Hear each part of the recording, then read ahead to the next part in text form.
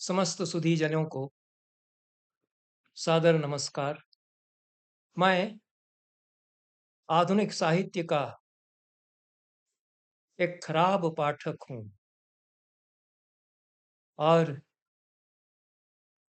कविता का तो और भी खराब पाठक हूँ, आधुनिक कविता का। कुछ मेरी समझ आधुनिक कविताओं की ऐसी है कि सभी कविताएं अच्छी लगती हैं, थोड़ी बहुत जो समझ में आ जाती हैं। बहुत ज़्यादा समझ में आने लगती हैं तो वो खराब लगने लगती हैं। और इतनी अच्छी-अच्छी कविताएं हिंदी की आधुनिक काल में लिखी हुई पढ़ने में आई कि मेरा मन बहुत समय से ऐसा हो रहा था कि खराब कविताएं पढ़ने को मिलें। ऋष्यशृंग की एक किताब मुझे मिली, ऋष्यशृंग की खराब कविताएं। कविता का नाम ही है ऋष्यशृंग की खराब कविताएं। तो मुझे लगा कि मेरी मुराद पूरी हो गई। खराब कविता कम से कम अब पढ़ने को मिलेगी। इतनी अच्छी अच्छी कविताएं पढ़ता आ रहा हूँ। कम पढ़ता हूँ कविता ही वैसे, पर जितनी मिलती है कभी पढ़ना पड़ती है तो लगता है कि अच्छी कविताएं हैं। उनसे मन अघा जाता है उनके अच्छेपन से। तो मुझे लगा कि खराब कविताएं पढ़कर देखूं। हालांकि मेरी मुराद पूरी नहीं हुई और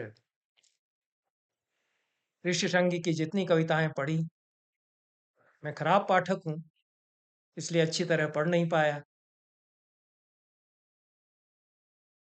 पर ऐसी खराब भी नहीं लगी। खराब कविताएं क्यों उन्होंने लिखी हैं और क्यों खराब कविताएं उन्होंने इसको कहा है, यह तो सवाल है। उसका जवाब देने का प्रयास लंबी बातचीत में उन्होंने किया है। भूमिका में भी इसका प्रयास किया गया है जो अंबुज पांडे ने लिखी है। ऋष्यशृंग यह कहते हैं कि खराब कविताओं का काट खराब कविता ही हो सकती है। बहुत सारी खराब खराब कविताएं लिखी जा रही हैं, इसलिए मैं ऐसी खराब कविताएं लिख दूंगा कि उनसे खराबी खत्म हो जाएगी। हालांकि इस बात से मैं सहमत नहीं हूँ। उन्होंने उदाहरण दिया कि लोहा लोहे को काटता है, पर ये मुहावरा ही बहुत गड़बड़ है। हिंदी के बहुत सारे मुहावरे बहुत ही बेतुके और मिथ्या हैं, वो सबको हटा देना चाहिए। लोहा लोहे को काटता है, जितनी अधकचरी साइंस की मेरी जानकारी है, जो ज़्यादा घनत्व वाली धातु है वो कम घनत्व वाली धातु को काट सकती है। तो लोहा लोहा दोनों समान घनत्व वाले हैं, इसलिए लोहा लोहे को काटता है ऐसा कहना मुहावरे में भी गलत होना चाहिए, माना जाना चाहिए। प्लेटिनम जैसी ज़्यादा घनत्व वाली धातु लोहे की चीज़ को काट सकती है, जिस तरह से कि हीरे से बना हुआ कटर ग्लास को काट सकता है। जैसा मैं समझता हूँ, हो सकता है कि गलत मेरी समझ हो, क्योंकि ऋषिशृंग की समझ साइंस की मुझसे ज़्यादा खराब तो नहीं ही होगी। मेरी तो समझ खराब हो सकती है। इसलिए ये उम्मीद करना कि हम खराब कविताएं लिख करके खराब कविताओं का अंत कर देंगे, इससे तो ना उम्मीद होना पड़ेगा, जहाँ तक मैं समझ रहा हूँ।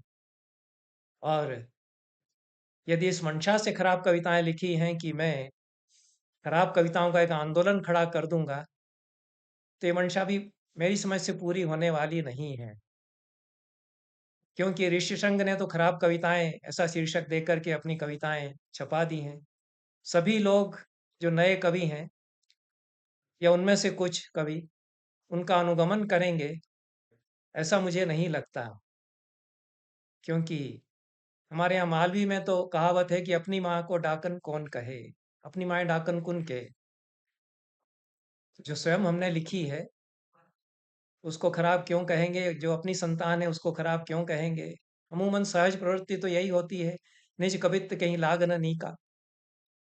तो अपनी कविता को खराब कह करके, खराब कविता कह करके छपाने वाले कवि कम मिलेंगे। हो सकता है कि मिल जाएं जब ये खराब कविताएं छप गई हैं।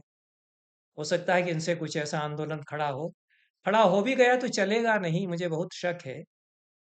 क्योंकि ऐसे आंदोलन खूब चल गए हिंदी में। कोई नकेनवाद चला, अरे कितना चला नकेन फकेनवाद। फिर कविता का आंदोलन चला तो कितना चला, फिर कहानी का आंदोलन चला तो कितना चला। फिर कोई शक्तिपाल सिंह थे जिन्होंने की तीसरा पक्षधर का आंदोलन चलाया। एक आध दो साल चला। हिंदी की बात कर रहा हूँ, जितना हिंदी साहित्य में कभी जबरदस्ती कभी अनचाहे चाहे पढ़ता हूँ, मेरा विषय ही नहीं है। ऐसे बहुत सारे आंदोलन चले और फुसफुसा करके खत्म हुए हिंदी में। कविता कविता ही होती है। जो कविता है वो टिक सकेगी, टिकेगी, ऐसा हमको लगता है। तो इसलिए आंदोलन बन जाएगा ऐसा मुझे नहीं लगता। बनेगा भी तो ज़्यादा दूरगामी होगा ऐसा मुझे नहीं लगता। एक दलील ऋषिशृंग ने यह दी है कि जो बाजार में प्रोडक्ट है उसको खराब कह करके कई बार बेचा जाता है तो बिकता है। मूंगफली वालों को हमने देखा कि सड़ी मूंगफली कह करके वो चिल्ला रहे थे और उनकी मूंगफलियां बिक रही थी। चाय की दुकान पर खराब चाय की यह दुकान है ऐसा बोर्ड लगा दिया तो चाय उनकी लोग आकर के पी रहे थे। पर जो अच्छी चाय का विज्ञापन लगाएंगे उनकी नहीं पिएंगे, और खराब चाय का जिसने विज्ञापन लगाया है उसकी तरफ लोग भागने लग जाएंगे, ऐसा भी नहीं कह सकते हैं। तो इसलिए एक को विस्थापित करके दूसरा खराब का आंदोलन आ जाएगा, ऐसा भी नहीं हो सकता है। एक कुछ मंशा यह हो सकती है कि खराब कविताएं ब्याजस्तुति या ब्याज निंदा अलंकार का प्रयोग करते हुए कहा जा रहा है। इस बार इसमें तो कुछ दम है, और ये कविता में अलंकार होता ही है। जो बाजार में जो विशेषण चलता है वो साहित्य में हर बार चल जाए ऐसा तो नहीं मानना चाहिए, क्योंकि साहित्य बाजार से थोड़ा अलग है। तो वहां पर सड़ी सड़ी मूंगफली कहकर के मूंगफलियां बेची जाएं, खराब चाय कहकर के चाय खूब बेची जाए, यह हो सकता है। पर साहित्य में कविता के क्षेत्र में भी ऐसा चल ही जाएगा ऐसा आवश्यक नहीं है। लेकिन ब्याज निंदा के बतौर यदि खराब कविताएं कहा जाए तो पढ़ने वाले आकर्षित हो सकते हैं कि खराब कविताएं क्यों कहा जा रहा है। और ब्याज निंदा के बहाने ब्याज स्तुति की जा रही है। ब्याज निंदा और ब्याज स्तुति कहीं कहीं दो अलंकार माने जाते हैं, कहीं पर एक ही अलंकार माना जाता है, पर यह साहित्य शास्त्र की दृष्टि से ऐसा हम कह सकते हैं।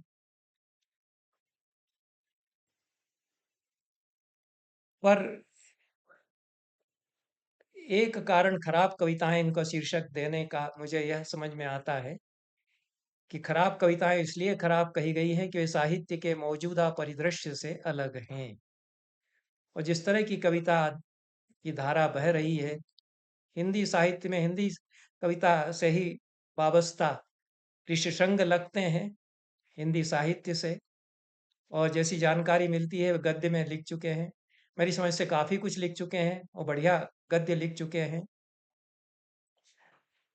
हालांकि ये छद्म नाम है और कविता में उन्होंने कुछ जोर आजमाइश की है, शायद पहली बार की हो। गद्य के वे अच्छे मास्टर हो सकते हैं जहाँ तक मैं समझ रहा हूँ। हालांकि कौन है ऋषिशृंग यह तो विदित नहीं हो सका है। लेकिन जो भी हो, सूचना तो यह दी गई है कि गद्य पहले वे कुछ लिख चुके हैं। अनुल्लेखनीय गद्य उन्होंने लिखा ऐसा परिचय दिया गया है, जिसका कि सम्यक रूप से परिचय नहीं मिलता, ऐसा भी लिखा गया है। और फिर उन्होंने अपनी साहित्यिक पहचान बनाने के लिए युग चेतना से संयुक्त होकर खराब कविताएं लिखने का गाढ़ा परिश्रम किया, ऐसा उनके परिचय में यहाँ कहा गया है।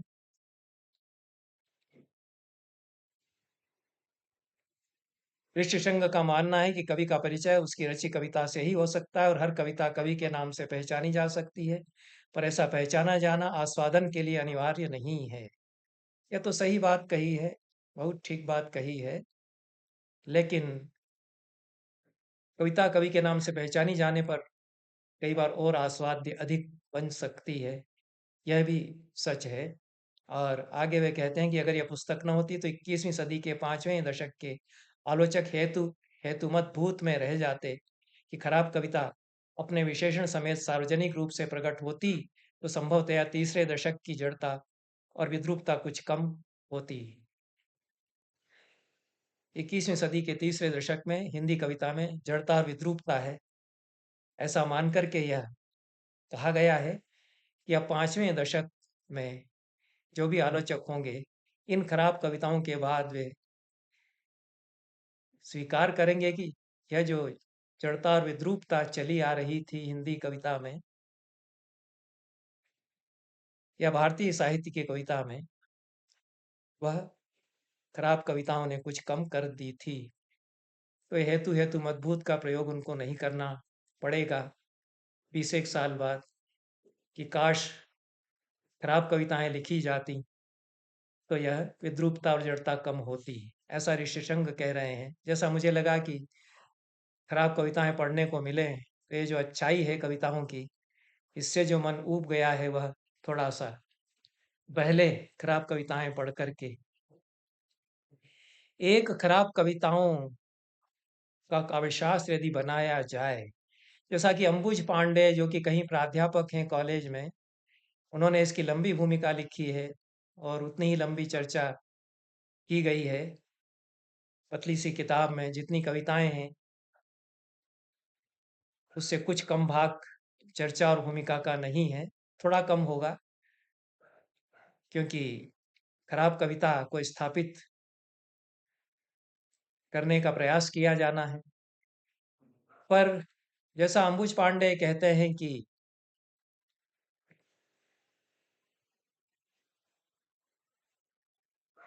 खराब को खराब की तरह समझने का एक पैमाना होना चाहिए।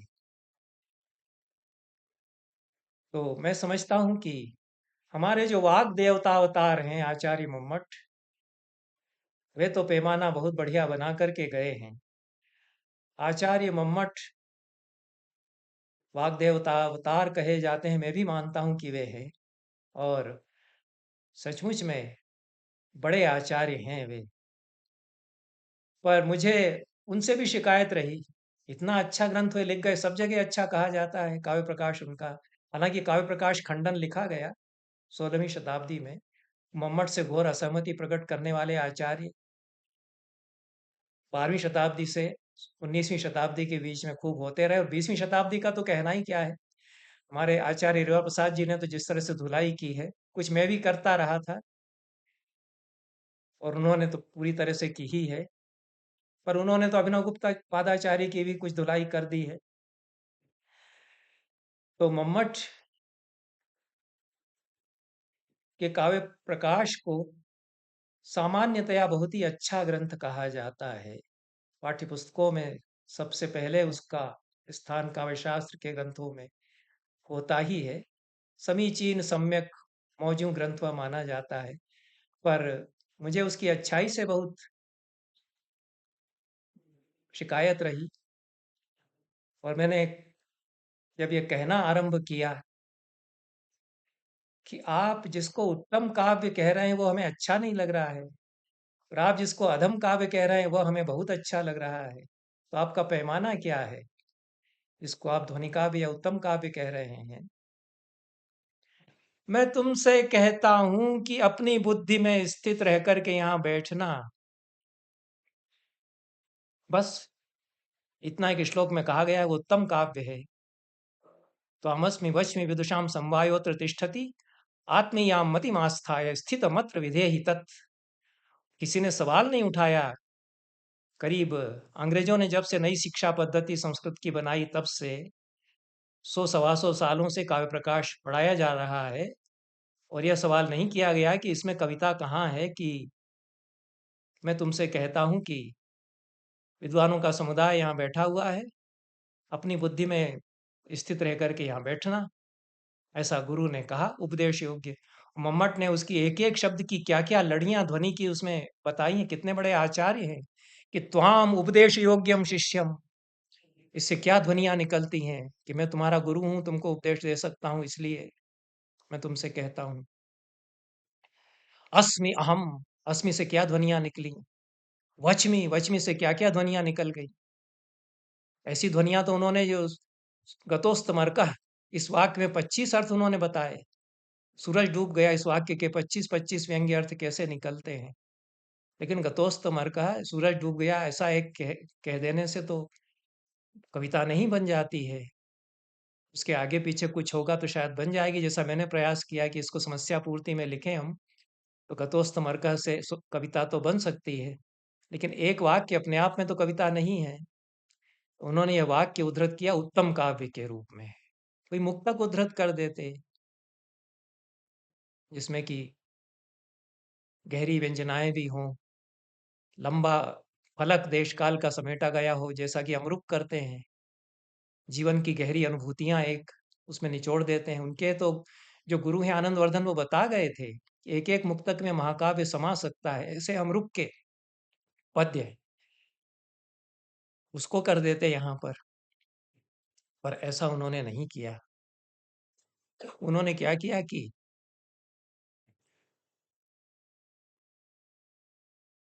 उत्तम काव्य के उदाहरण में तो इस तरह के उदाहरण दिए उन्होंने कई बार।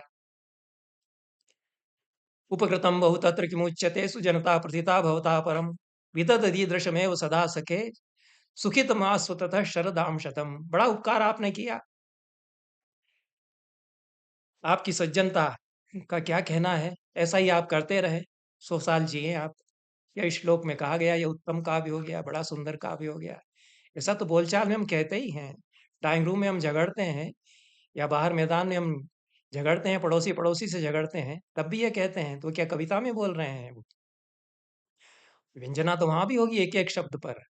कोई गुरु अपने शिष्य को डपटेगा कि ठीक से बैठना, यहाँ विद्वान बैठे हुए हैं, इतना वाक्य कहा तो क्या कविता हो जाएगी? आपने उसका उदाहरण दे दिया उत्तम काव्य में।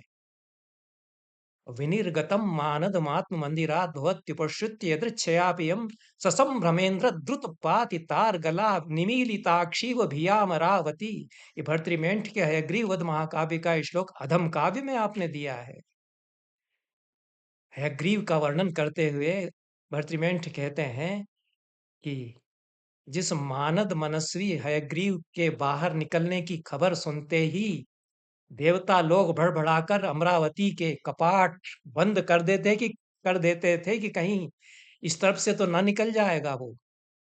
तो ऐसा लगता था जैसे कि अमरावती रूपी नायिका ने उसके आने के डर से घबरा कर दोनों पलकें मूंद लिए हैं। दोनों कपाट जब अमरावती स्वर्ग के बंद कर दिए जाते थे, जब जब वह घर से यूं ही टहलने के लिए निकलता था, तब भी ऐसा होता था कि अरे नहीं, ऐसा ना कहीं इधर आ जाए, ऐसा ना हो। इस श्लोक का मैंने बहुत खराब अनुवाद में अर्थ बताया, लेकिन उसकी शब्दावली आप देखिए, अनुप्रास की लड़ी देखिए, उत्प्रेक्षा देखिए, कल्पना देखिए, उसको आप अधम काव्य कह रहे हैं। तो मम्मट ने तो रास्ता बना दिया था, जो खराब कविता तलाश रहे हैं अधम, क्योंकि उनके जो पैमाने थे वो तो बहुत बने हुए थे कि व्यंग्य अर्थ प्रधान होगा तो उत्तम काव्य होगा, व्यंग्य अर्थ कम प्रधान होगा तो मध्यम होगा, व्यंग्य अर्थ की बजाय अभिधा की कविता होगी तो अधम कविता होगी।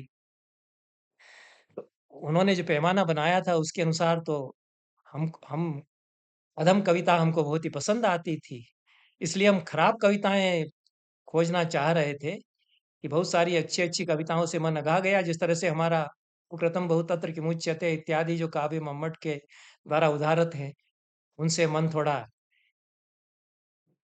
उद्विग्न हुआ, तो हमको शांति मिली।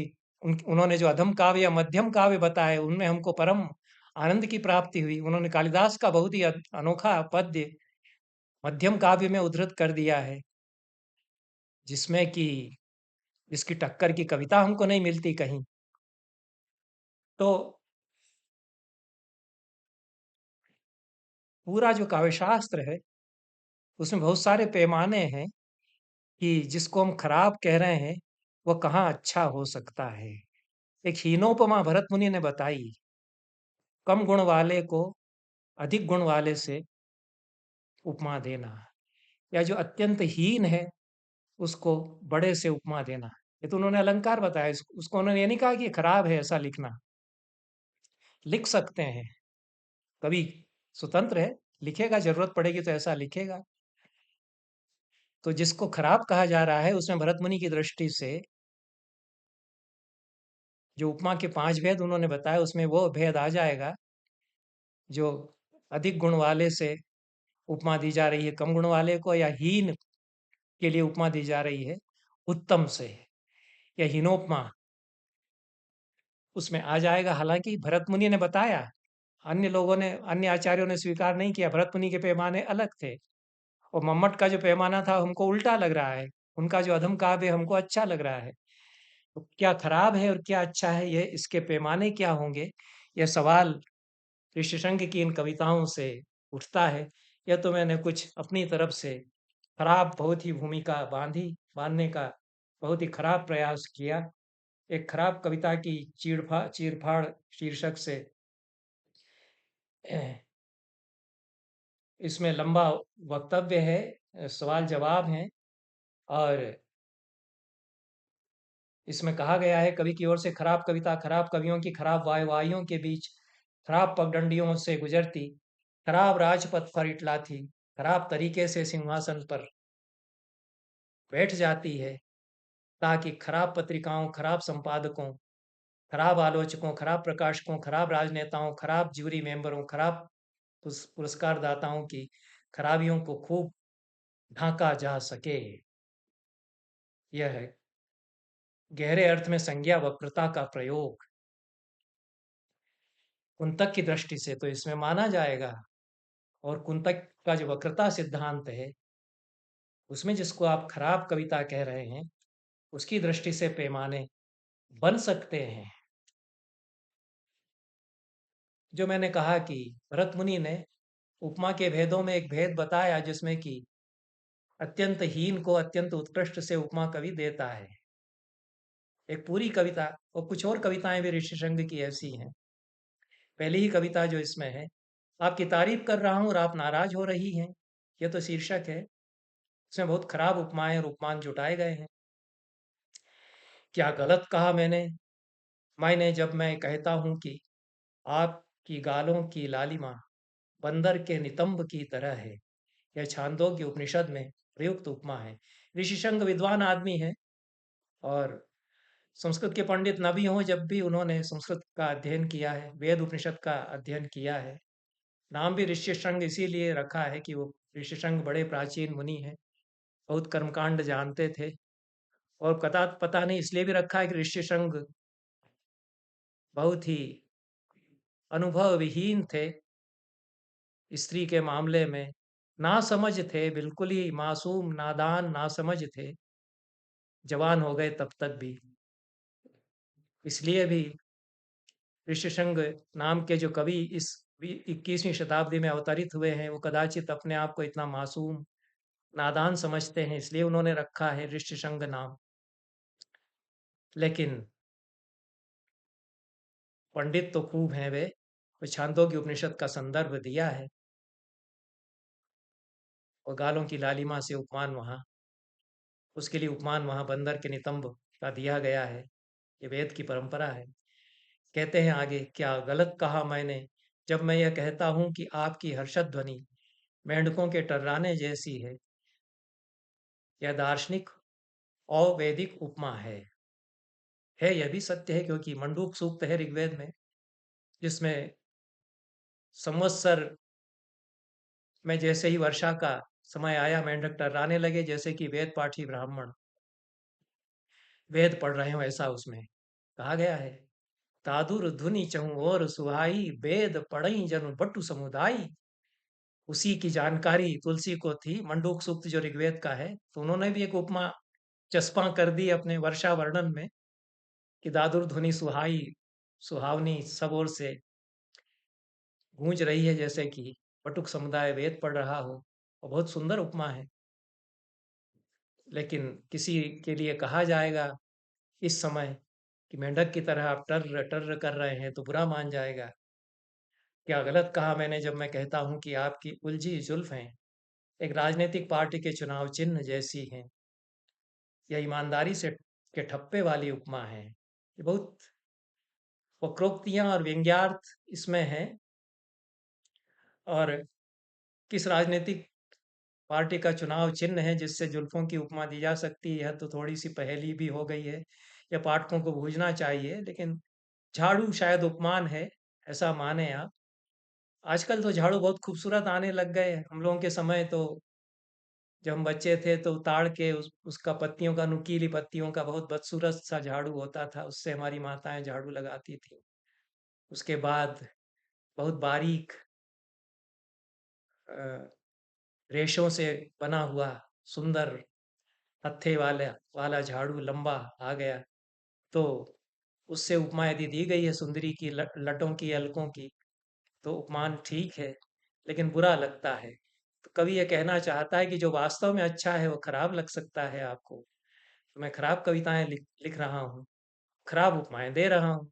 और पूरी परंपरा से अपने आप को जोड़ता है कि ऋग्वेद से, उपनिषद से, और एक ईमानदारी का ठप्पा जिसने लगाया है ऐसी राजनीतिक पार्टी से कि उसके किसी चिन्ह से, यदि ऐसा है तो वह अपनी कविता की प्रामाणिकता सिद्ध करता है, वक्रोक्तियां, व्यंग्योक्तियां करता है, बहुत अच्छे उपमान जुटाता है, वो खराब लगते हैं इसलिए खराब कविताएं लगेंगी। लेकिन क्या वे खराब हैं, ऐसा सवाल बना रहेगा। तब जो अच्छी अच्छी कविताएं हैं उनके बरक्स में खराब कविताएं लिखता हूँ। तब जिसको उत्तम काव्य कहा गया है उसके बरक्स में अधम काव्य लिखता हूँ। ऐसा मम्मट के पैमानों को उलट करके हम कह सकते हैं। यह एक इस कवि का इस कवि की दृष्टि से काव्य शास्त्र बनाया जा सकता है, हालांकि इसको स्वीकार्य नहीं होगा ऐसा मुझे लगता है। यह तो मैंने अपनी ओर से प्रस्तावित किया है। ऋषिशृंग ने जो यथार्थ है उसको बयान करने के अलग तरीके ढूंढे। चलिए आपको बताता हूँ, यह लंबी कविता है इसमें।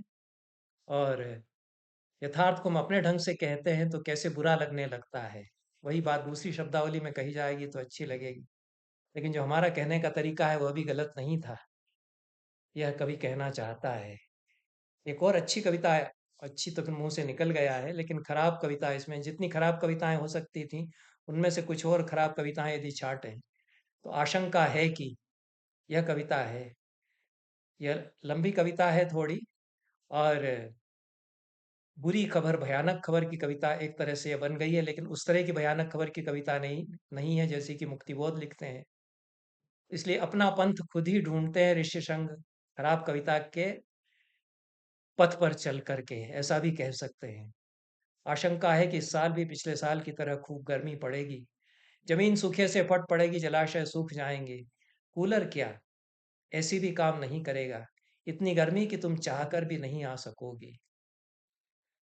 आशंका है कि इस साल भी पिछले साल की तरह खूब बारिश होगी, शहरों में बाढ़ आ जाएगी, नाले भर जाएंगे, डूबी सड़कों पर नावें चलेंगी, बांध टूट जाएंगे, इतनी बारिश कि तुम चाहकर भी आ नहीं सकोगी।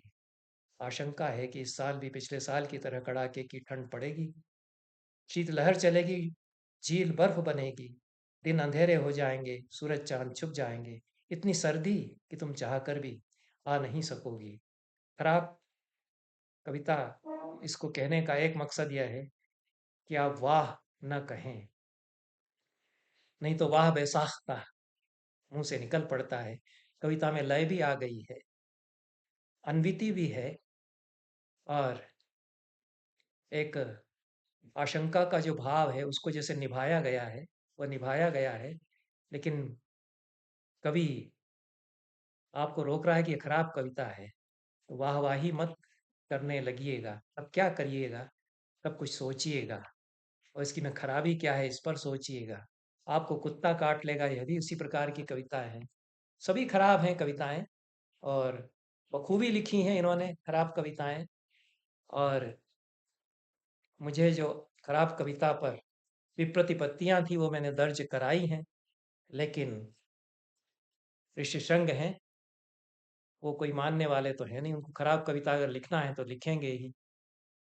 इतनी चर्चा खराब कविता पर करके कविता में एक अवधूत कापालिकों का मार्ग खुला, उस पर मैं बात करूंगा। यह संस्कृत कविताओं के अनुवाद हैं, हिंदी अनुवाद हैं, इसलिए इसी के साथ इसकी चर्चा लगे हाथ में कर रहा हूँ। अवधूत कापालिकों का मार्ग, यह अवधूत कापालिकों का मार्ग तथा अन्य कविताएं, इस शीर्षक से यह किताब छपी है।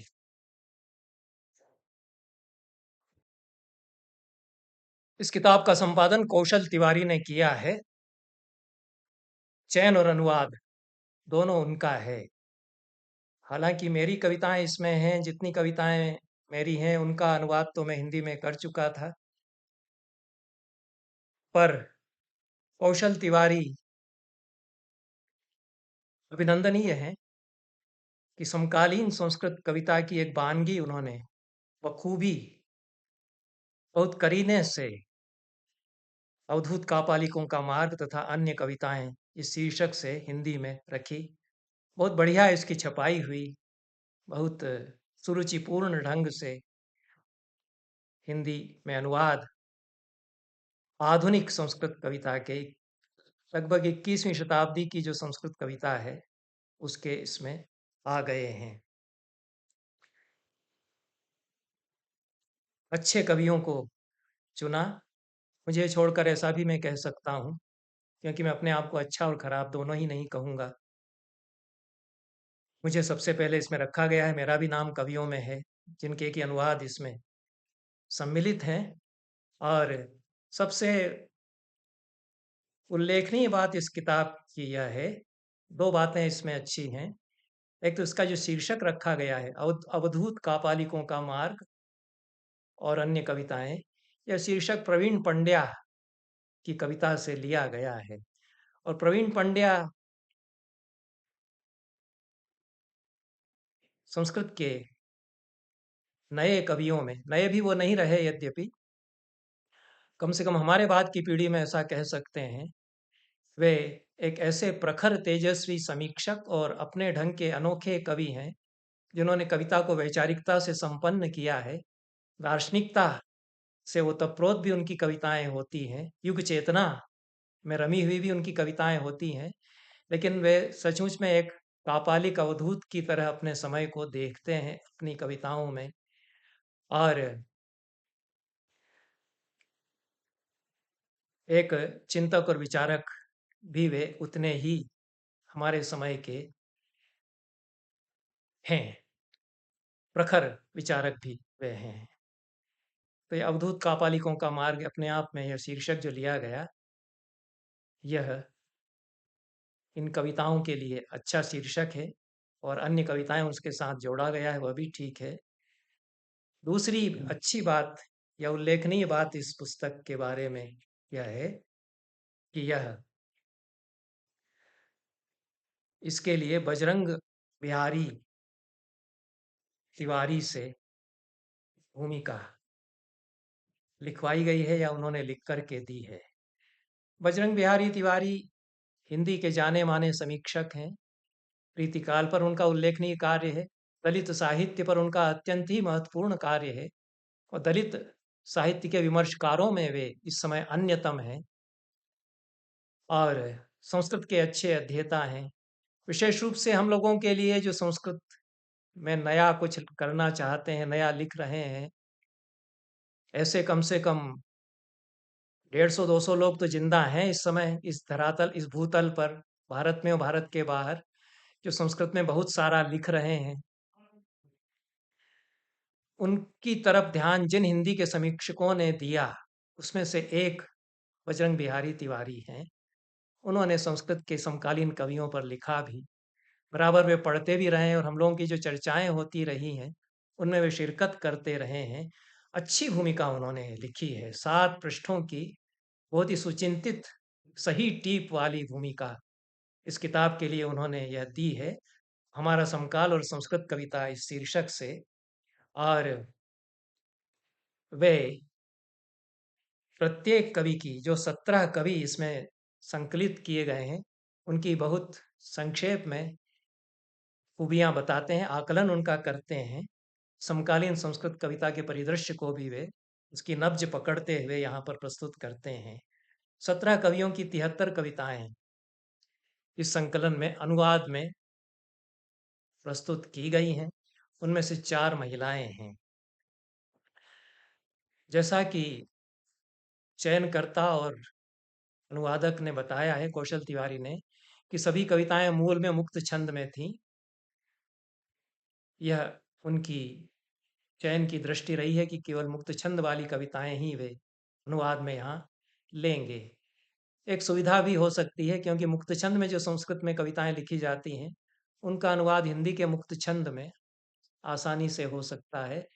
जो छंदोबद्ध समकालीन संस्कृत कविताएं है, वह अत्यंत समृद्ध संपन्न होते हुए भी अनुवाद उसका मुश्किल पड़ता है, क्योंकि संस्कृत कविता की जो संरचनाएं हैं, उसके जो मुहावरे हैं, अभिव्यक्ति की शैलियाँ हैं, वो शार्दूल विक्रीडित, श्रगधरा, वसंत तिलका में आकर के जो आकार लेती हैं, उनको अन्य भाषा में लाना कठिन पड़ता है। मुक्त छंद में जो संस्कृत कविताएं लिखी जा रही हैं, वो हिंदी की वाक्य रचना से प्रेरित और प्रभावित होकर के भी लिखी जाती हैं, और हिंदी में या अन्य किसी आधुनिक भारतीय भाषा में उनके अनुवाद में सुगमता हो सकती है। मैं छंदों में लिखना ज़्यादा अच्छा है या खराब है, मुक्त छंद में लिखना ज़्यादा अच्छा है या खराब है, ऐसा कुछ भी नहीं कहना चाह रहा हूँ। मैं तो दोनों में खूब लिखता हूँ। मैंने छंदों में संस्कृत कविताएं खूब लिखी और कई संकलन मेरे भी छपे, और मुक्त छंद में भी मैंने कविताएं लिखी। मेरी 11 कविताएं इसमें हैं, सभी मुक्त छंद में लिखी गई थी। उनके अनुवाद इसमें लिए गए हैं। मुझे यह सौभाग्य प्रदान किया गया है हर्षदेव माधव के साथ की 11 कविताएं मेरी इसमें अनुवाद में ली गई हैं। अन्य कवियों की इतनी अधिक संख्या में कविताएं नहीं हैं। स्वयं कौशल तिवारी की 8 कविताएं अनुवाद में यहाँ पर हैं। जो कवि चुने गए हैं सभी सुपरिचित हैं, समकालीन संस्कृत कविता के ये चर्चित चेहरे हैं। कईयों को उनमें एकेडमी अवार्ड मिले हैं, नामी भी उनमें से कुछ हो ही गए हैं। पर जहाँ से आरंभ किया गया है वो बहुत बाद की पीढ़ी है। यह देख लेना चाहिए था कि उसके पहले की पीढ़ी में तो नहीं किसी ने मुक्त छंद में कविताएं लिखी हैं। एक नाम मेरे जेहन में है, मेरी स्मृतियों में है, वो श्रीनिवास रथ का है। वे हमारे समय के बड़े संस्कृत कवि हैं।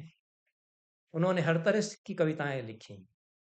उन्होंने नवगीत विधा को संस्कृत में उतारा और स्थापित किया कि संस्कृत में ऐसे गीत भी हो सकते हैं। चकित कर देने वाले उनके गीत हुआ करते थे। विज्ञान नौका समानीयते ज्ञान गंगा विलुप्तेति न ज्ञायते, संस्कृतोद्यान दूर्वा दरिद्रीकृता निष्कुटेषु स्वयं कंट कंटकिन्यारोपिता। गाते थे तब तो क्या बात है, लेकिन ये उनके गीत संस्कृत के छात्रों अध्यापकों की जबान पर, एक जमाना था जबकि दसों साल तक, 15-20 साल तक कई शहरों में, खासतौर से उज्जैन में, उनके गीत लोगों की जबान पर रहते थे। हालांकि जबान से उतर गए तो मरे नहीं हैं, वो तो रहेंगे याद, हमें याद हैं, कई लोगों को याद रहेंगे, चलेंगे। उन्होंने छंदोबद्ध कविताएं भी बहुत अच्छी लिखी, मुक्त छंद में भी उन्होंने कविताएं लिखी, और वो रससिद्ध कवि हैं हमारे समय के। केशव चंद्र दास भी छूट गए हैं। श्रीनिवास रथ मुझसे पहले की पीढ़ी के, केशव चंद्र दास मुझसे बाद की पीढ़ी के। मतलब मैं जो कि 75 के आगे आ चुका, 76 पूरे कर चुका, उसके पहले की पीढ़ी का, उसके बाद की पीढ़ी का एक एक नाम तो कम से कम मैं बता ही सकता हूँ। यदि मुक्त छंद में ही लिखी हुई कविताएं ली जाना चाहिए तो केशव चंद्र दास एक प्रवर्तक कवि हैं। अनेक नई प्रवृत्तियों के संस्कृत कविता में वे प्रवर्तक हैं, और वे तो कविता केवल मुक्त छंद में ही लिखते रहे। यद्यपि मेरी मान्यता यह है कि जिसको छंदों का अच्छा अभ्यास है, सही मुक्त छंद की कविता वही लिखेगा। केशव चंद्र दास जैसे कुछ अपवाद हैं, क्योंकि वो छंद भीतर उनके रमे हुए हैं। आरंभ ही उन्होंने मुक्त छंद से किया, वो बात अलग हो सकती है। पर कुछ कवियों को मैं देखता हूँ जिनको कि छंदों का बिल्कुल भी अभ्यास नहीं है, फिर भी वो मुक्त छंद लिखते हैं। इसको मैं कविता के लिए अशुभ मानता हूँ। छंदों का आपको जन्मजात संस्कार है, तब आप मुक्त छंद बन रहा है, वो बात अलग हो जाती है। आपका मानस ही छंदोमय हो गया है और आप फिर मुक्त छंद लिख रहे हैं, वो बात अलग हो जाती है। आपका मानस छंदोमय नहीं है, छंदों में आप नहीं है। कवि को छंदों का पुतला होना चाहिए। यदि नहीं हो सके तो अच्छे कवि, बड़े कवि नहीं हो सकेंगे। तो संस्कृत में कुछ कवि तो हैं जो कि मुक्त छंद में ही बराबर लिखते हैं, लेकिन उनका छंदस संस्कार दुर्बल है। छंदस संस्कार मजबूत होगा तभी मुक्त छंद अच्छा सधेगा। जिन लोगों ने मुक्त छंद हिंदी में लिखे और बड़े कवि हुए, वो सब छंदों में खूब लिखते रहे, मुक्तिबोध हो, अज्ञेय हो और कोई हो। यह तो एक अलग बात है, लेकिन यह संकलन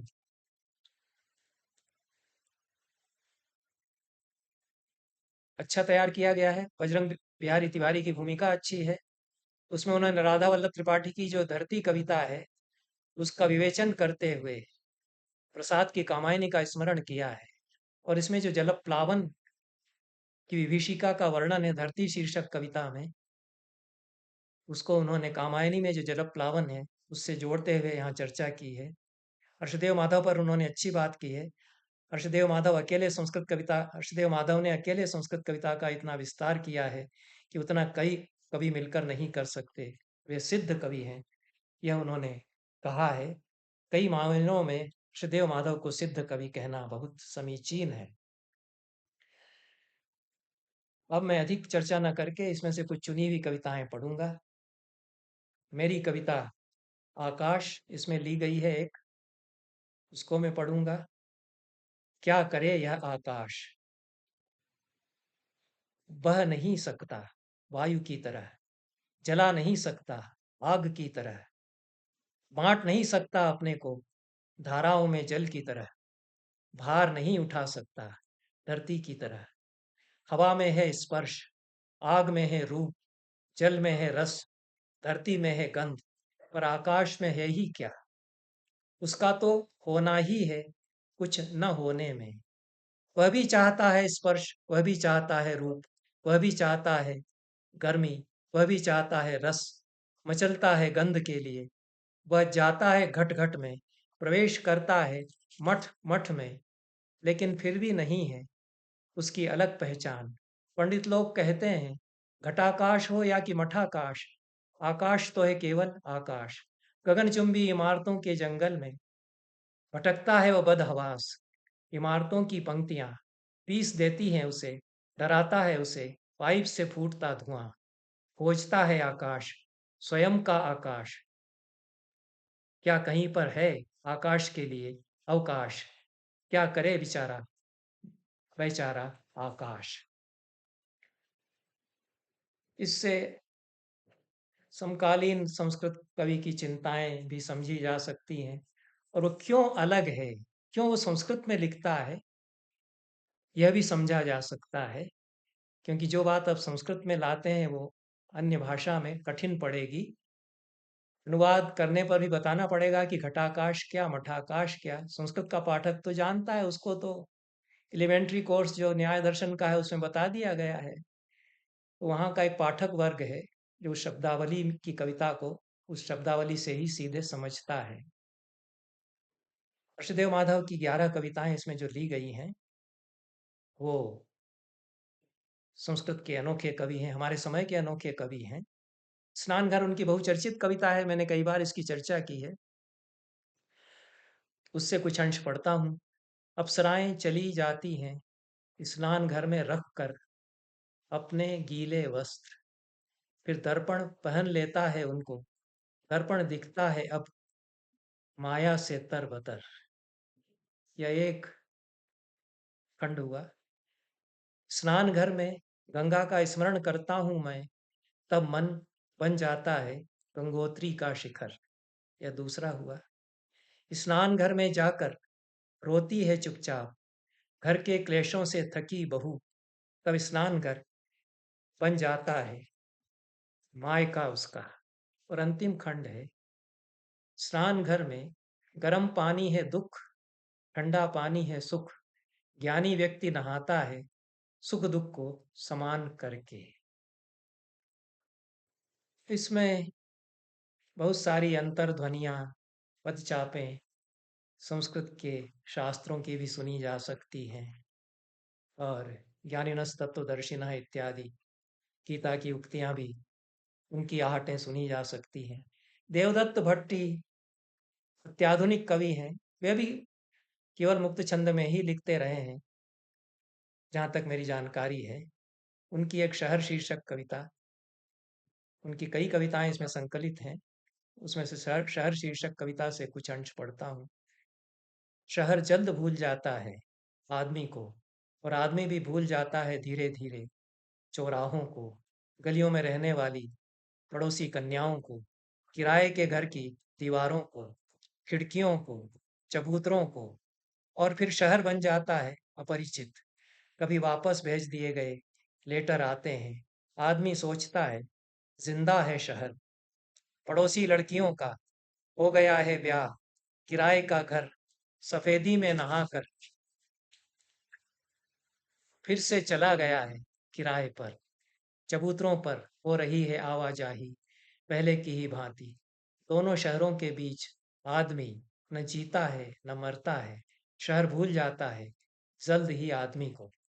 ये जो महानगर बोध की कविताएं आई अन्य भाषाओं में, वह संस्कृत में आया है। लेकिन ठीक ठीक उस तरह का महानगर बोध भी नहीं है। यह दो शहरों के बीच आवाजाही और एक शहर का भूल जाना, आदमी को और आदमी का भूल जाना शहर को, उसकी बात इसमें की गई है। एक अरुण रंजन मिश्र बहुत भिन्न प्रकार के कवि हैं। यह बात अलग है कि केशव चंद्र दास को भुला दिया गया है। दोनों ही उड़िया मूल के हैं, उड़ीसा के हैं। और उड़िया की जो आधुनिक अत्याधुनिक काव्य धारा है, कदाचित उसका असर पड़ा है। बंगला भाषा से भी दोनों परिचित हैं, आधुनिक बंगला कविता से, ऐसा लगता है। अरुण रंजन मिश्र बहुत जटिल संश्लिष्ट बिंबों में कविता रचते हैं। अनोखे बिंब उनकी कविताओं में आते हैं।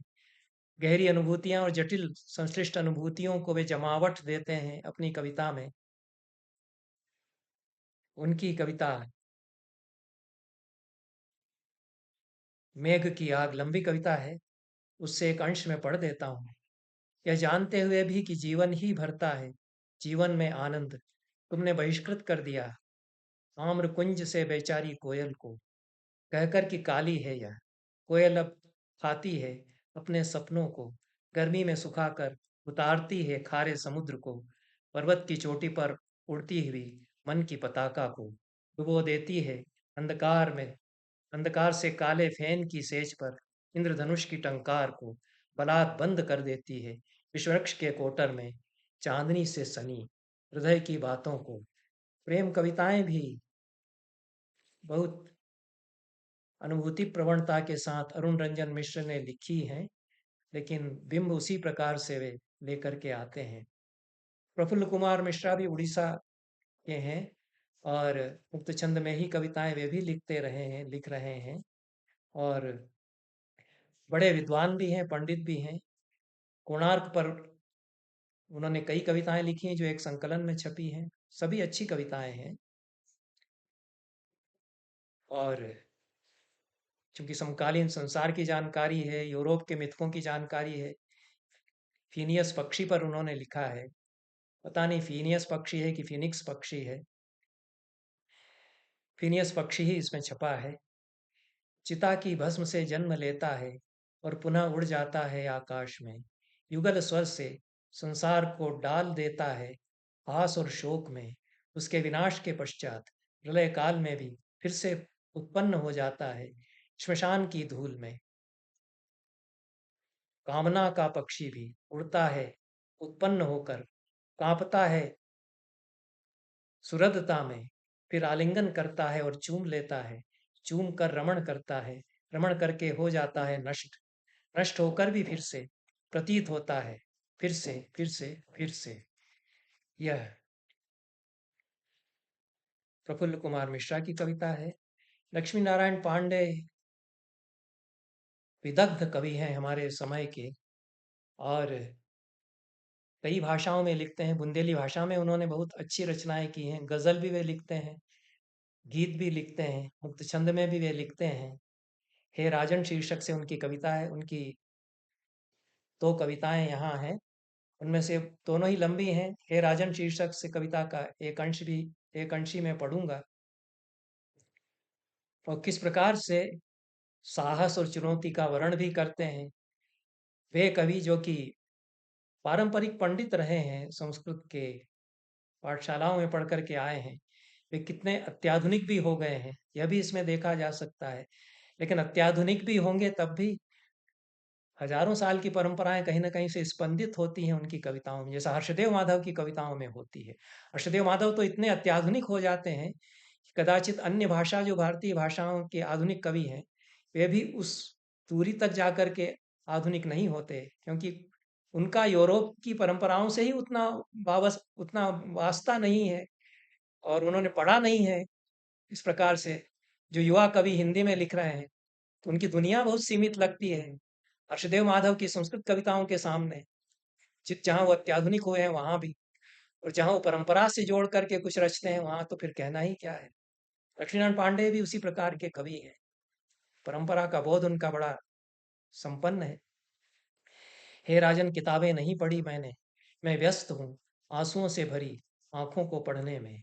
थके मांदे चेहरे की रेखाओं में काल ने जो लिख दिया ललाट पर, उसको पढ़ने में है मेरी रुचि।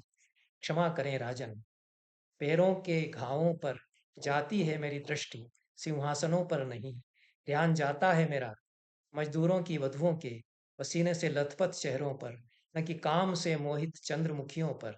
मैं व्यस्त हूँ वसंत के आगमन से पहले उसके स्वागत में, नव पल्लवों के आकर्षण से गिरे हुए नव पल्लवों के आकर्षण में गिरे हुए पीलो पीले पत्तों के निवेदन में, हल से जुते खेत की कतारों में, इत्यादि।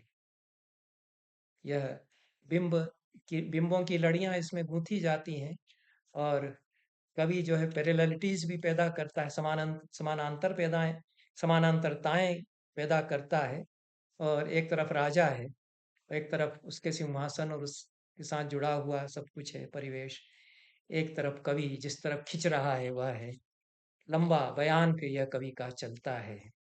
प्रवेश सक्सेना, इसमें जो चार महिला कवियों की कविताएं जो संस्कृत की कवि हैं आधुनिक काल की, उनकी अनुवाद में आई हैं, उनमें से पहली, जो कि इनमें चूंकि यह आयु के क्रम से, वरिष्ठता के क्रम से संकलित हैं, इसलिए प्रवेश सक्सेना की पहले ली गई हैं।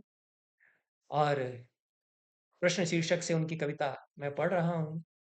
स्त्री विमर्श भी एक प्रकार से बनता है। जो महिलाएं संस्कृत में लिख रही हैं, वे स्त्री की बात कर रही हैं, स्त्री के जीवन की बात कर रही हैं, और पुरुषवाद, पुरुष के वर्चस्व को भी वे चुनौती दे रही हैं अपनी कविताओं में। जो अलग प्रकार की कविताएं भी वे रच रही हैं। प्रश्न शीर्षक कविता जो प्रवेश की है, प्रवेश सक्सेना नाम है पर वो महिला है। तुम्हारी लंबी उम्र के लिए मैंने किया संकल्प हर साल, और किए उपवास, पर मार कर अपनी ही पत्नी मुझको फेंक दिया तुमने तंदूर में। यह तो किया तुमने बिल्कुल नया ही अंतिम संस्कार अपराध संस्कृति को अपराध संस्कृति की। यह तो किया तुमने बिल्कुल नया ही अंतिम संस्कार अपराध संस्कृति की, कैसी है यह विशेषता। ऐसा प्रवेश सक्सेना प्रश्न करती है। यह प्रश्न से आंदोलित करने वाली कविताएं भी जो लिखी गई हैं, उनका एक नमूना है। इसी तरह की एक कविता रीता त्रिवेदी की है, अहिल्या शीर्षक से है। मैं हूँ शिला या अहिल्या, नहीं जानती, खड़ी हूँ मैं मुक्त अवकाश में। गौतम तुम्हारा दोष भी क्या है, अपने ही लोगों पर क्रोध करना, यही तो है सबकी रीति। लेकिन शल्य है मेरे हृदय में, क्यों नहीं पूछी तुमने वह कथा। क्यों क्यों, सरल हृदय वाली भोली भाली थी मैं तो, नहीं जान पाई इंद्रजाल के बंधन को। लेकिन तुम तो हो ज्ञानी, तुमने कैसे न जाना, एक पल के लिए यदि तुमने पूछा होता। यह शल्य, अहिल्या शल्य, ऐसा इसमें कुछ कहा गया है। एक स्त्री का प्रश्न है, और बखूबी अहिल्या के द्वारा उठाया गया है। सरोज कौशल की लंबी कविता इसमें है, और सुंदर कविता है आम्रपाली पर। यद्यपि आम्रपाली पर अनेक कवियों ने, आधुनिक कवियों ने कविताएं लिखी हैं। अनामिका की अच्छी कविता है आम्रपाली पर यह सौंदर्य बोध को लेकर के प्रश्न उठाने वाली कविता है सरोज कौशल की। और बुद्ध की दृष्टि में सौंदर्य क्या है, यह सरोज कौशल इसमें बताती हैं। पावन सौंदर्य की विजय, आम्रवाटिका में बुद्ध का भोजन, तथा आम्रपाली का वैराग्य। विजय हुई आम्रपाली की, तपोगर्भित सौंदर्य, सार्थक सौंदर्य, कोई विरला बुद्ध ही झांक सकता है तपोगर्भित सौंदर्य में, यह वे कहती हैं। प्रमोद कुमार नायक भी बहुत आधुनिक लेखन करते हैं संस्कृत में। कहानियां भी उन्होंने बहुत नई लिखी हैं, संस्कृत में नए ढंग की लिखी हैं। और सेठों का सुअर शीर्षक से उनकी कविता है। सारे विभत्स को प्रस्तुत करने वाली कविता यह है, जीवन के और मिथकों को ध्वस्त करते हैं कुछ कवि। यह आत्म प्रतिष्ठा शीर्षक से उनकी कविता है। गुप्तचर के मुख से जानते हैं द्वारकाधीश, आगमन बाल सखा दुखों से सताए हुए सुदामा का। पत्नी से उनकी मंत्रणा, पड़ोसी से उनके कपड़े लेना, दूर की यात्रा और यात्रा का उद्देश्य सब बता दिया चतुर गुप्तचर ने। जब सुदामा आए द्वारका के द्वार पर, बुलाए गए रिपोर्टर, फोटोग्राफर, भाई बांधव, सभ्य लोग, व्यासादि पुराण वाचक, अन्न से हीन, टूटी छत वाला, गरीब बामन, सपने जैसा है जिसके लिए ऐश्वर्य का दर्शन भी, असमय के बुढ़ापे से त्रस्त, हड्डियों के ढांचे में कांपता है वह, द्वारकाधीश का वैभव आंखों को कर रहा है अंधा, कोसता है अपने भाग्य को, व्याकुलता से देखता है। और उधर दूसरे की चिताग्नि पर महल बनाने में चतुर राजा पूर्व निर्धारित योजना के अनुरूप धोता है सुदामा के चरणों को, पत्नी के साथ सभ्य लोगों की उपस्थिति में अभिनंदन करता है हास पूर्वक, वर देने की मुद्रा में। ये एक एक शब्द इसका कोंचने वाला, बींधने वाला है, जो प्रमोद कुमार नायक की खूबी है। व्यंग्य उन्होंने खूब लिखा है, गद्य में उपन्यास भी उनका है, पूरा का पूरा व्यंग्य उपन्यास है। और कविताएं उनकी, कई काव्य संग्रह उनके छपे हैं। सभी कविताएं व्यंग्य की मुद्रा में उन्होंने प्रायः लिखी हैं, और तल्खी व्यंग्य की उसमें हम अनुभव कर सकते हैं। वक्रोक्तियां, कुंतक की जो वक्रोक्ति सिद्धांत की दृष्टि से यदि देखें तो इसमें बहुत अच्छी टाँच टाँच करके रखते हैं प्रमोद कुमार नायक।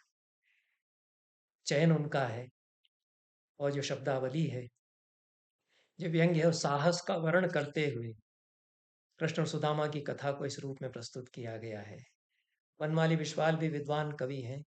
सती को लेकर के उनकी कविता है, और प्रश्न करने वाली कविता है। कुंती सती है, पति के होने पर भी 4 पुरुषों को अपनाकर। द्रौपदी सती है, 5 पुरुषों की पत्नी बन। तारा और मंदोदरी भी सती हैं, अपने अपने देवरों के साथ करके विवाह। अहल्या भी सती है, पर पुरुष के साथ रमण करके। तो फिर सती की है क्या परिभाषा? स्वेच्छा से या कि अनिच्छा से, स्वामी की चिताग्नि पर जीते जी मौत, जैसे राजस्थान की रूप कुंवर, अन्यथा वह है सती जो हो पतिव्रता, पति से ही अनुरक्त, इत्यादि प्रश्न इसमें उठाए गए हैं इस कविता में। नारायण दास तो अच्छे रचनाकार समकालीन संस्कृत के हैं। उपन्यास उन्होंने लिखे हैं, कहानियां लिखी हैं, कविताएं भी लिखी हैं। भारतीय साहित्य की उनकी बड़ी गहरी समझ है, क्योंकि उड़िया, बांग्ला, हिंदी आदि कई भाषाओं के साहित्य के वे अच्छे पाठक हैं। अनुभव उनके बड़े संपन्न हैं, जीवन की विषमताओं के, जीवन के उच्चावच प्रवाहों के, जीवन की ककरीली पथरीली राहों के, और व्यापक फलक वे अपने साहित्य में उठाते हैं। मध्याह्न भोजन उनकी कविता है। वह आप देखिए कि कितने लोग लिखते हैं इस तरह का मिड डे मील पर, कविता कम से कम कोई लिखे मध्याह्न भोजन पर। यद्यपि ये स्कूल का टीचर नहीं है, यह तो कॉलेज का ही प्रोफेसर है, संस्कृत का भी अच्छा विद्वान है, लेकिन मध्याह्न भोजन पर जो लिखा है, यह तिल मिला देने वाली कविता एक तरह से है। दोपहर के कीड़े, दोपहर में गिरे कीड़े, दोपहर में उड़े कीड़े, दोपहर में नष्ट हुए कीड़े, अथवा हो दोपहर के भोजन में गिरे हुए कीड़े, वे उड़ते हैं, गिरते हैं, उछलते हैं, गीता के वाक्यों का स्मरण करते हुए, जैसे पतंगे नष्ट होने के लिए प्रविष्ट हो जाते हैं जलती हुई आग में। सारे भारत देश में 100 करोड़ से अधिक नरवीर खाते हैं, पैदा होते हैं, पैदा करते हैं, पतंगे या कीड़े, कन्याकुमारी से हिमालय तक जीवन जीते हैं कीड़ों का इंद्रियों की आग को शांत करते हुए मर जाते हैं कीड़ों की ही मौत। कुछ नेता कीड़ों ने सोचा, भोजन के बिना कैसे हो पढ़ाई, वेतन के बिना कैसे जिए शिक्षक। दोनों का तालमेल कर योजना बनाई सरकार ने, फिर मध्याह्न भोजन की। कीड़ों से खाई गई पुस्तक को पढ़ते हुए कीड़ों ने कीड़ों से खाए हुए चावलों से बनाया भोजन कीड़ों के लिए। बिना रसोई घर, बिना हलवाई, बिना ईंधन, बिना व्यंजन, बिना धन, फिर भी है संतुष्टि की। शेष वेतन मिले न मिले, मिल रहा है भोजन। इतनी ही पढ़ पाऊंगा। कविता तो इसी तरह से चलती है और चलेगी। संस्कृत की कविता, प्रवीण पंड्या जिनकी चर्चा मैंने की है, उन्होंने दार्शनिक स्वर की कविताएं भी लिखी हैं, चिंतन प्रधान कविताएं भी लिखी हैं, चुनौती से भरी हुई कविताएं भी लिखी हैं, प्रखर कविताएं भी लिखी हैं। काव्यात्मकता भरपूर है उनकी कविताओं में। छंदोबद्ध भी लिखा है, मुक्त छंद में तो खूब लिखा ही है। सप्तपदी शीर्षक से उनकी कविता है। यह भी अब एक तरह का स्त्री विमर्श बनाती है, भले ही पुरुष कवि के द्वारा लिखी गई हो। पुरुष, आ जाऊंगी वाम भाग में, तुम भी तो कुलीनता के घमंड को छोड़ हो जाओ दक्षिण। अब आप देखिए कि दक्षिण और वाम के अर्थ जो संस्कृत कविता में आएंगे, वो एक अलग तरह की परंपरा बना करके उससे जुड़ करके आएंगे। इसलिए मूलतः संस्कृत में ही लिखा जाना उचित था। पुरुष, आ जाऊंगी वाम भाग में, तुम भी तो कुलीनता के घमंड को छोड़ हो जाओ दक्षिण। पुरुष, बन जाऊंगी अर्धांगिनी, तुम भी तो मानो कि आधे हो तुम मेरे बिना। पुरुष, बन जाऊंगी गृहिणी तुम्हारी, स्वीकार करो तुम मेरा अस्तित्व घर में। पुरुष, मान लूंगी स्वामी तुम्हें, तुम भी तो मान लो मुझे अपना। स्वामी जो आत्मीय को भी बना देते हैं पराया ऐसे, उन निर्दयी तीन शब्दों को छोड़ दो, दे दो उन्हें ही तलाक। देव प्रियतम मान लूंगी तुम्हें, प्रिया तो कहो मुझे। पुरुष, नदी बनकर खो जाना चाहती हूँ तुम में, तुम भी तो दिखाओ मुझे लहरों से युक्त अपना समुद्रपन। बकवृत्ति, गेहर्षि, अग्नि के दो रूप, युत्सा इत्यादि शीर्षक से जो प्रवीण पंड्या की कविताएं हैं और जो उनकी प्रतिनिधि कविताएं हैं। अवधूत कापालिकों का मार्ग, जिसमें उन्होंने कहा है कि जिसमें उन्होंने कहा है कि काव्य रसिकों, अपने कपाल से पकाता हूँ स्वयं को ही, नहीं हूँ कवि कापालिक हूँ इत्यादि। पराम्बा श्री योग माया आधुनिक बोध की कवि हैं। नारी पर उनकी कविता है। इसमें छाता शीर्षक से उनकी कविता है, बहुत अलग तरह के बिंब विधान से युक्त कविता है। ऋषिराज जानी की कविताओं पर मैंने बहुत विस्तार से कई बार चर्चा की है। वे संस्कृत के युवा कवियों में सबसे प्रौढ़, परिष्कृत और दूरगामी मार करने वाली कविताएं लिखते हैं। समुद्र में बुद्ध की आंखें उनकी बहुत गहरी कविता है और बहुत गहरी संवेदना के साथ में बहुत जटिल बिंब उठाते हुए यह कविता लिखी गई है। इसको मैं पाठ कर चुका हूँ पहले भी अपने वक्तव्यों में। विदेश विदेश में बेटा शीर्षक कविता है ऋषिराज जानी की। यह जो उत्तर आधुनिक युग की समस्या है उसको लेकर के लिखी गई कविता है। मेरा शब्द शीर्षक से कविता है, उसका एक अंश पढ़ता हूँ। मेरा शब्द, अनाथ आश्रम की सीढ़ी पर रख मेरे शब्द को भाग गई है एक स्त्री। कल ही अंधकार के कपड़ों से लपेट कर। इस तरह से कविता चलती है।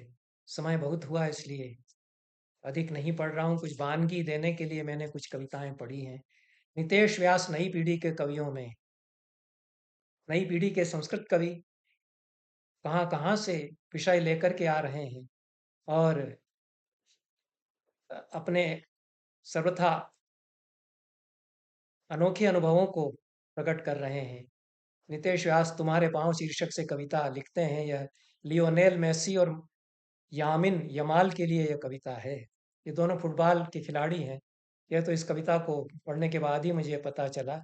और विश्व प्रसिद्ध खिलाड़ी ये हैं, जिनमें कि यामिन यमाल तो बहुत ही लड़के जैसे अभी थे, ऐसा बताया जाता है। लेकिन तुम्हारे पाँव शीर्षक से जो कविता लिखी है, कविता में क्या क्रीड़ा की है, और पाँव की क्रीड़ा जो थिरकन है, और फुटबॉल के खिलाड़ी के पाँव की, उसको जिस तरह से देखा है, समझा है, पहचाना है कविता में।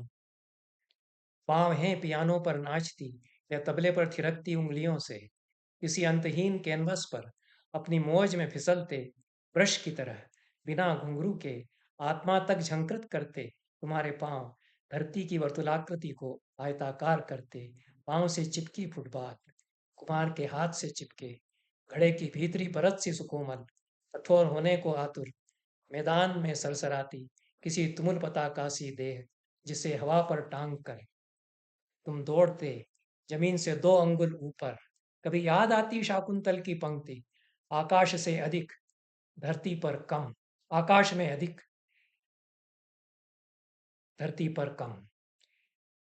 संस्कृत में लिखी जाने का भी एक संगतिकरण तो बनता ही है। पश्योदग्र प्लुतत्वात् वियति बहुतरम स्तोक मुर्व्याम प्रयाति। यह कालिदास रहेंगे तब फुटबॉल का जो कोई मेक्सिको का, स्पेन का खिलाड़ी है, उस पर भी कविता लिखेगा, तब कालिदास भी साथ रहेंगे। यह कुछ ऐसा घटता चला जाता है संस्कृत में। नितेश व्यास जड़ भरत पर कविता लिखते हैं, लेकिन बहुत अलग तरह की कविता जड़ भरत पर उनकी हो जाती है। वो जड़ भरत भागवत वाले जड़ भरत नहीं रह जाते हैं। वे श्राद्ध पक्ष पर कविता लिखते हैं, और क्षणिकाएं भी वे लिखते हैं। अंत में कौशल तिवारी हैं, उनकी अधिकांश कविताएं पहले पढ़ी हुई हैं, उन पर चर्चा भी कभी मैंने की है। और कल्पनाशीलता, प्रतिभा, नई दृष्टि, अछूते बिंब, नया भावबोध, इस सब को नई संस्कृत कविता में कौशल तिवारी लेकर आते हैं, परंपरा पर प्रश्न चिन्ह उठाते हैं। प्रश्न पूछती हुई यह कविता है। और सवाल पूछने पर जो बिदकते हैं लोग, उनको विचलित करने वाली यह कविता है, क्योंकि जरत्कारु से सवाल किया है, किसी ने नहीं किया सवाल। हम भी पढ़ते रहे जरत्कारु का वृत्तांत महाभारत में, हमने नहीं पूछा। हमने मान लिया कि जरत्कारु तो जरत्कारु थे, उनको जरत्कारु नाम की ही बीवी चाहिए थी, तो उन्होंने जरत्कारु नाम की ही बीवी ढूंढी, उसमें क्या पूछना। कौशल तिवारी पूछते हैं, जरत्कारु सच सच बतलाना, जब देखा था तुमने गर्त में अधोमुख लटके अपने पितरों को, पकड़ रखा था जिन्होंने एक सिरा खश के तिनकों का, जिनके दूसरे सिरों को खा रहा था धीरे धीरे एक चूहा। कौन था वह चूहा? त्रिकाल दृष्टा ब्रह्मचारी, सहानुभूति से मानी थी उनकी बात, या कि भय था तुम्हें भी नरक गमन का? संतति परंपरा को विच्छिन्न करने के कारण, हे ऊर्ध्व रेखा, अपने ही नाम वाली कन्या क्यों इच्छित थी तुम्हें? क्या तुम स्वीकार नहीं कर सकते थे मुनि अपने से भिन्न नाम वाली पत्नी भी? केवल नरक गमन से बचने हेतु संतति उत्पन्न कर त्याग देने वाले ब्रह्मर्षि किस उच्चलोक में रहते हैं? क्या वहां भी रहता है कोई चूहा? लेकिन क्या करता होगा वह वहां? जरत्कारु, मेरी पत्नी भिन्न नाम वाली है मुझसे। अप्सरा पर तो बहुत बढ़िया कविता इनकी है, और लंबी है इसलिए नहीं पढ़ूंगा। कितना घृणित रहा होगा अप्सराओं का काम, कि छोड़कर चली जाती थीं वे अपनी संततियों को मर्त्य लोक में ही। ये पूरी परंपराओं पर सवाल जो आज का संस्कृत कवि खड़ा करता है। पुराना कुआं शीर्षक से कौशल तिवारी ने कविता लिखी है।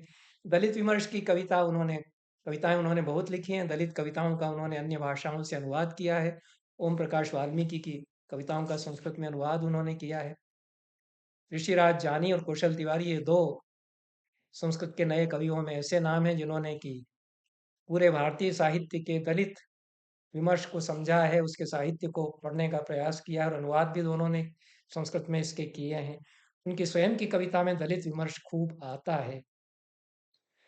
अब ये कहा जा सकता है कि ये ब्राह्मण कवि हैं, इनको क्या हक है दलितों पर लिखने का। लेकिन कविताएं जब मैं इनकी पढ़ता हूँ तो लगता है कि स्वानुभूति से लिखी गई हैं और जुड़ाव है। चाहे वे ठाकुर के कुएं की बात करते हों, एक बार फिर से दलित कविता में अपने कौशल तिवारी दलितों से ही संवाद उन्होंने किया है, दलितों से ही सवाल पूछने का काम एक बार फिर करते हैं। कौशल तिवारी ने बलात्कार कांड जो हुए उन पर कविताएं लिखी हैं, और बलात्कार के बाद क्या होता है घर में, इसको जिस तरह से वो उघाड़ते हैं, ये कौशल तिवारी ही कदाचित कर सकते थे, कम कवि ऐसा कर पाते हैं। इन शब्दों के साथ ये दो संकलनों पर मैंने बात की। दोनों के प्रकाशक मैं बताना यदि भूल गया हूं तो मैं बता देता हूं। अवधूत कापालिकों का मार्ग और अन्य कविताएं पुस्तक नामा प्रकाशक से छपी है, और 2025 में यह किताब छपी है। 250 रुपया इसका दाम है। पुस्तकनामा D77 SF 202 शौर्यपुरम, नज़दीक Jindal public school, NH 24, Bamheta post Kavi Nagar, Ghaziabad 201-002। इतना लंबा इसका पता प्रकाशक का है। और ऋष्यशृंग की खराब कविताएं, इस शीर्षक से ऋष्यशृंग की कविताएं जो हैं वो न्यू वर्ल्ड पब्लिकेशन से छपी हैं। C 515 बुद्ध नगर, इंद्रपुरी, नई दिल्ली 110012। यह इसका प्रकाशक का पता है। 225 रुपया इसका दाम है। इसका भी पहला संस्करण 2025 में छपा है। 2025 में छपी दो किताबों पर मैंने चर्चा की। बहुत बहुत धन्यवाद और नमस्कार।